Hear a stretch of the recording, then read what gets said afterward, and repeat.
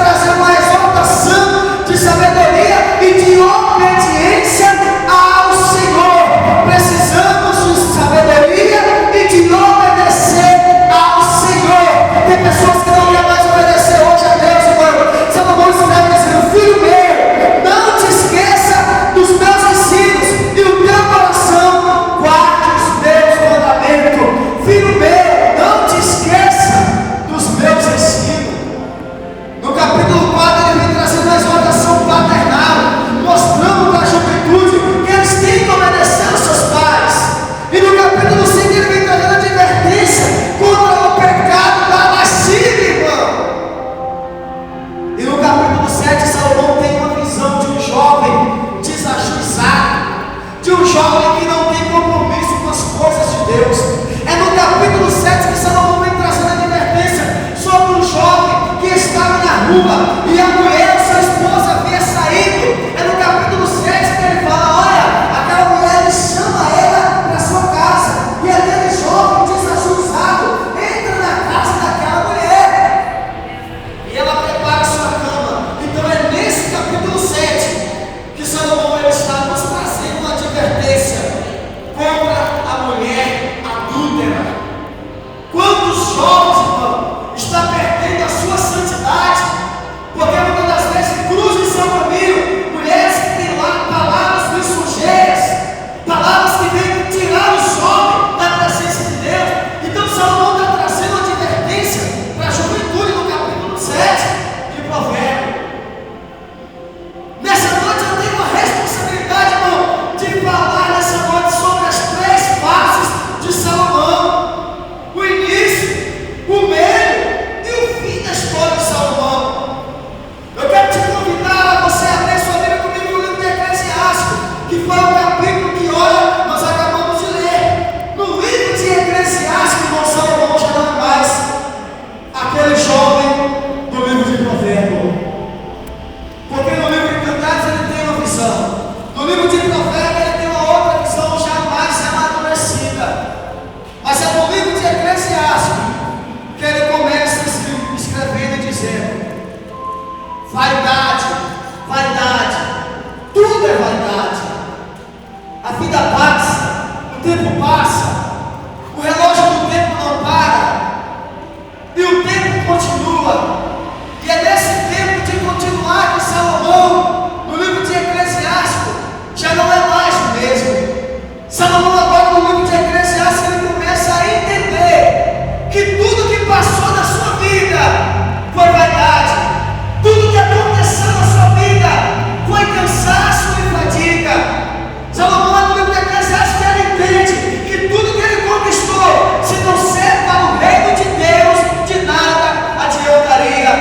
No livro de Eclesiastes, irmão, Salomão já está com a idade avançada, chegando aos seus últimos momentos da sua vida. E é neste livro que ele vem trazendo para nós uma outra visão totalmente diferente do livro de Provérbios.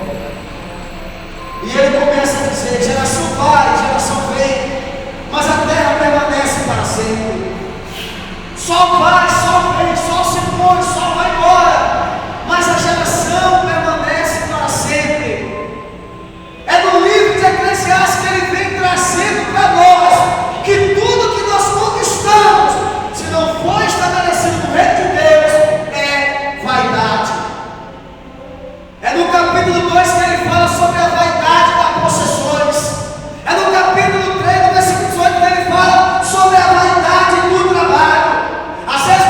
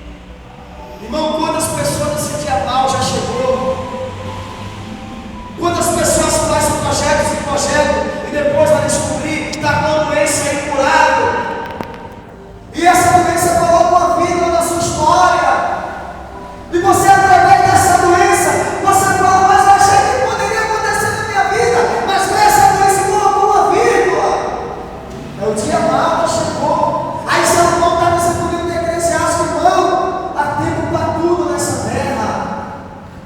Salomão agora está nos mostrando, irmão, que o dia mau pode chegar a qualquer momento. E se nós não estivermos preparados, nós podemos nos sucumbir. Mas esse dia pode chegar. Aí ele começa a escrever no livro de Eclesiastes, no capítulo 12: lembra-te do teu Criador nos dias da tua mocidade, antes que venha os maus dias. Então ele está dizendo: lembra-te do teu Criador nos dias da tua mocidade, irmão. Quantos jovens hoje em dia não quer mais lembrar do Criador? Muitos jovens poderiam estar aqui nessa noite, mas não está.